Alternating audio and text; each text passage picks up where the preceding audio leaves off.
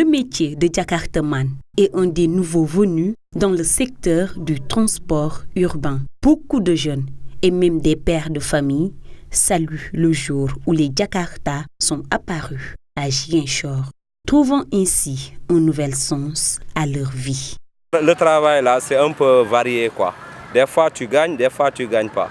Bon, pour moi, je sais pas pour les autres, mais pour moi c'était bien marché parce que j'ai travaillé, j'ai acheté mon mouton, tu vois, et puis j'ai fait la fête avec la famille. Le jour de la fête, j'ai eu presque 18 000. Si chaque jour pouvait être une fête, ça nous arrange beaucoup. En cette période de post-tabaski et de travaux champêtres, le secteur semble être déserté au grand bonheur de ceux qui continuent à exercer. Avant la fête, c'était dur. Mais avant les 3 jours de la fête, c'était bon. Après la fête aussi, c'était bon parce qu'il y a peu de Jakarta au niveau de Ziguinchor. Il y a peu de... Mais pour moi, alhamdoulilah, comme les gens disent, comme nous sommes santé Yallah. Avec le chômage endémique, l'arrivée des Jakarta apparaît comme une alternative à l'oisiveté des jeunes qui trouvent là une opportunité pour lutter contre la pauvreté. Cette rencontre, c'est la délégation de Guinée-Bissau qui, à travers ses activités, en un moment, a trouvé qu'il lui faut faire un échange avec d'autres comités. C'est ainsi qu'elle est venue à nous, à Ziguinchor, pour demander une séance de travail comme celle-ci. Les préparations ont été faites et nous voilà aujourd'hui à l'application. C'est quoi échanger entre les pratiques et les idéaux de la Croix-Rouge. C'est ainsi qu'aujourd'hui, voilà les 2 délégations nationales. La délégation de Guinée-Bissau, la délégation de Ziguinchor, qui représentent les 2 sociétés sœurs, se sont retrouvés aujourd'hui pour ces séances de travail. Nous avons le premier principe, c'est l'humanité. Et dans ce principe, c'est soulager les souffrances des hommes. Et c'est pourquoi la Société nationale sœur de Guinée-Bissau a trouvé que pour soulager, il faut être préparé à ça. Et se préparer, c'est échanger, c'est discuter avec les autres pour pouvoir vraiment réussir sa mission. Et c'est comme ça que la société, les volontaires de la Guinée-Bissau ont pris la décision de venir se perfectionner pour pouvoir mieux assister les leurs. Depuis sa condamnation illégale, tous ces biens ont été confisqués par la justice commanditée dans le seul but de nuire cette femme digne de bonne foi, honnête, travailleuse, partisane de la paix et de la réussite pour le pays.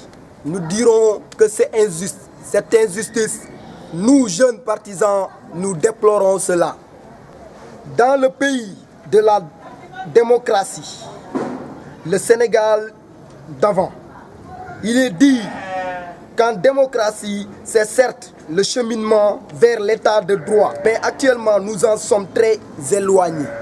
C'est en cela que tout citoyen sénégalais devrait avoir peur de la faille et de la faiblesse dans notre justice sénégalaise. Nous, partisans citoyens sénégalais de la Casamance, nous demandons au procureur de la République ainsi que son ministre de la Justice que les biens de Mme Aïda Diong soient rendus dans de brefs délais. En Syrie, un convoi humanitaire a été frappé par un raid aérien. Les frappes qui ont fait 12 morts ont eu lieu quelques heures après la fin de la trêve décrétée par l'armée de Bachar el-Assad. Ce sauveteur témoigne. Il y avait 20 camions du Croissant Rouge arabe syrien remplis de nourriture, de médicaments, de couches, de couvertures, dit-il. Selon cet homme, le convoi a été frappé en début de soirée par un hélicoptère du régime qui a largué plusieurs barils d'explosifs. D'autres sources évoquent des avions non identifiés. Les camions devaient acheminer de l'aide dans la province d'Alep où une trentaine de civils ont également péri hier dans d'autres frappes aériennes. À New York, John Kerry a demandé à Moscou d'intervenir auprès du régime de Damas.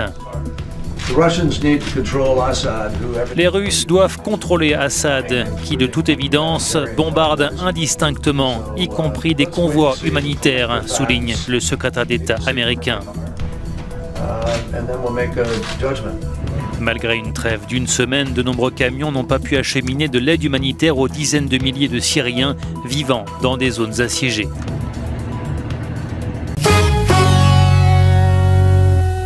Le camp de réfugiés et de migrants de Moria en Grèce, ravagé par un gigantesque incendie apparemment volontaire. Toutefois, il n'y a pas eu de victimes. Cela s'est produit sur l'île de Lesbos, à quelques kilomètres des côtes turques, où sont entassés 5650 candidats à l'exil pour seulement 3500 places d'hébergement. Les incidents y sont fréquents. La plupart de ces personnes ont demandé l'asile en Grèce et sont bloquées là depuis l'entrée en vigueur de l'accord UE-Turquie le 20 mars. À des milliers de kilomètres de là, le chef du gouvernement grec s'exprimait à l'ONU sur la situation des migrants en Europe. En Grèce, nous relevons le défi d'une gestion humaine et efficace des réfugiés et des migrations, déclarait-il. Si nous, la communauté internationale, échouons à appuyer cet effort, nous en ressentirons les répercussions sociales et politiques, pas seulement en Grèce, mais n'importe où. Lors de ce premier sommet onusien consacré aux migrations, le secrétaire général Ban Ki-moon a appelé les dirigeants mondiaux à, je cite, combattre la xénophobie croissante dont sont victimes les migrants. Les 193 pays de l'ONU ont promis des efforts, mais sans toutefois s'engager sur des objectifs.